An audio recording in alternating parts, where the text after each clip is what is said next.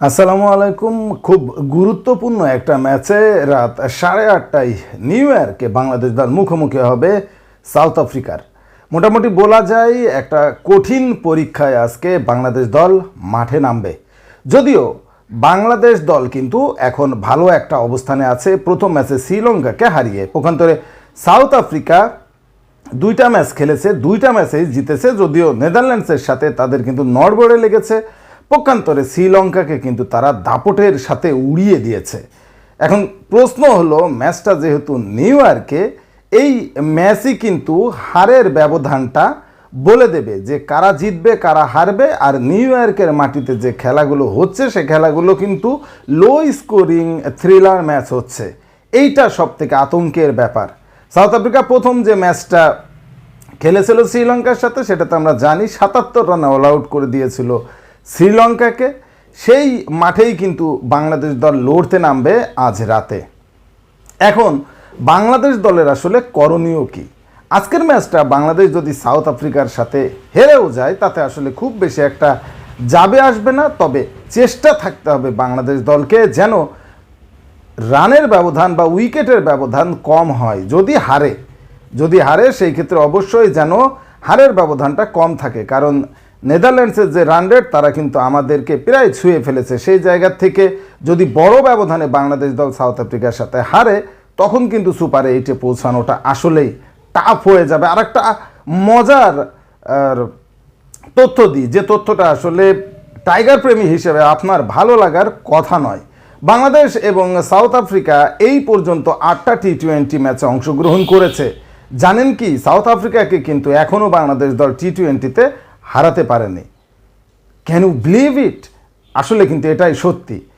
মানে চিন্তা করা যায় না, এত বছর ধরে বাংলাদেশ দল ক্রিকেট খেলছে, অথচ সাউথ আফ্রিকাকে এখনও পর্যন্ত বাংলাদেশ দল টি-20 ম্যাচে বধ করতে পারেনি। তাই আজকে সাউথ আফ্রিকাকে হারিয়েই বাংলাদেশ দল চাইবে সুপার 8টা নিশ্চিত করতে। এখন সাউথ আফ্রিকা কি হারানো কি সত্যি অসম্ভব? না, আসলে অসম্ভব বলে কোনো কিছু নেই। সাউথ আফ্রিকার বিরুদ্ধে জিততে গেলে বাংলাদেশ দলকে আসলে দায়িত্ব নিতে হবে ব্যাটসম্যানদের, বিশেষ করে টপ অর্ডার যারা ব্যাটিংয়ে আছেন তাদেরকে দায়িত্ব নিতে হবে। কারণ আমরা জানি বাংলাদেশ দলের বোলিং ইউনিটটা অনেক শক্তিশালী ব্যাটিং ইউনিটের তুলনায়।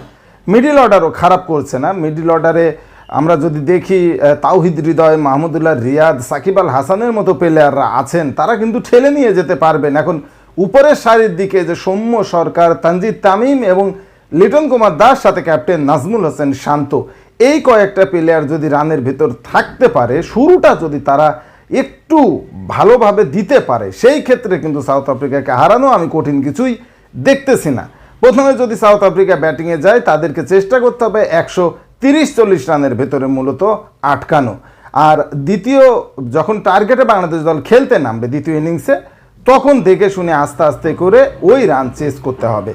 মূলত ব্যাটসম্যানদেরই বড় ভূমিকা নিতে হবে আমার কাছে যেটা মনে হচ্ছে, কারণ সাউথ আফ্রিকার যে টিম, সেই টিমে ব্যাটিং বোলিং সব দিকেই কিন্তু চমৎকার প্লেয়ার আছে। কুয়েন্টিন ডিকক, মার্করাম, ক্লাসেন, বুঝতেই পারছেন যে এই সব প্লেয়ার যদি একজন দাঁড়িয়ে যায় 10 ওভার কী অবস্থা করতে পারে বিপক্ষ দলের।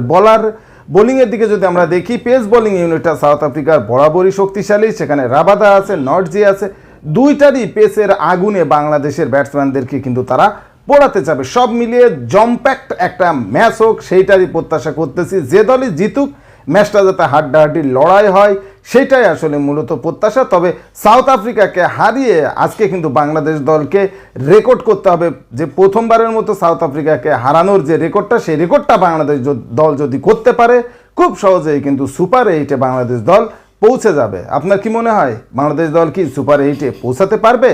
কমেন্টসে জানান। স্পোর্টসের সর্বশেষ আপডেট জানতে স্পোর্টস পেপার চ্যানেলটি এক্ষুনি সাবস্ক্রাইব করে বেল আইকন বাজিয়ে দিন। ধন্যবাদ।